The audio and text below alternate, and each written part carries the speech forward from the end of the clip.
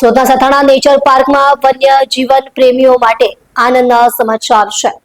Nature પાર્કમાં ભુવનેશ્વર અને ઇન્દોરથી નવા પ્રાણીઓ લાવવામાં આવ્યા છે, જેના કારણે પાર્કના આકર્ષણમાં નોંધપાત્ર વધારો થયો છે. ભુવનેશ્વરના નંદનકાનન ઝૂમાંથી વાઘની એક જોડી શ્રી અને અભયને સથાણા નેચર પાર્કમાં લાવવામાં આવી છે. આ સાથે જ 3 ચૌશિંગા, એક જોડી બાર્કિંગ ડિયર તેમજ 2 માદા વરુઓનો પણ નેચર પાર્કમાં સમાવેશ કરવામાં આવ્યો છે.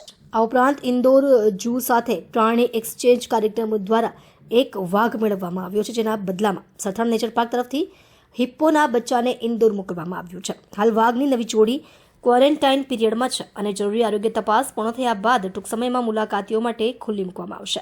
બીજી તરફ વલસાડ વન વિભાગ દ્વારા સારવાર માટે લાવવામાં આવેલા દીપડાના બચ્ચાની સફળ સારવાર કરવામાં આવી છે.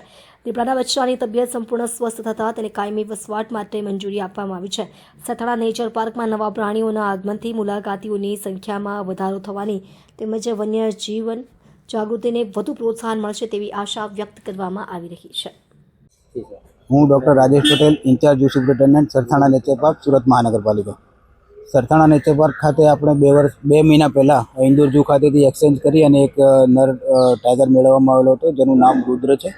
અને ગયા મહિનામાં ભુવનેશ્વર ઝૂ ખાતેથી એક ટાઈગરની જોડી એક્સચેન્જ પ્રપોઝલમાં મેળવવામાં આવેલી છે. એની સામે આપણે 5 જળબિલાડી, 3 મેલ અને 2 ફિમેલ, એક સિલ્વર ફિજનની જોડી અને 10 સ્ટાર ટેટવીઝ આપેલા હતા. એની સામે આપણને ટાઈગરની જોડી, જેમાં ફિમેલનું નામ શ્રી છે અને મેલનું નામ અભય છે. તેઓની ઉંમર 3 થી 3.5 વર્ષની છે.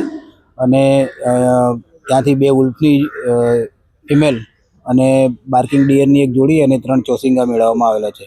હાલમાં તેઓ બંને ટાઈગરને ક્વોરન્ટાઇન એરિયામાં રાખવામાં આવેલા છે અને એનો ક્વોરન્ટાઇન પીરિયડ પૂરો થયાથી પબ્લિક ડિસ્પ્લે માટે રિલીઝ કરવામાં આવશે. હાલ ખાલી સોમવારના દિવસે જ્યારે પબ્લિકની મુલાકાતનો ઓફ રહેતો હોય છે ઝૂમાં, એ દિવસે એ લોકોને નવા વાતાવરણમાં સેટ કરવા માટે 2 કલાક માટે ડિસ્પ્લે એરિયામાં રિલીઝ કરવામાં આવશે.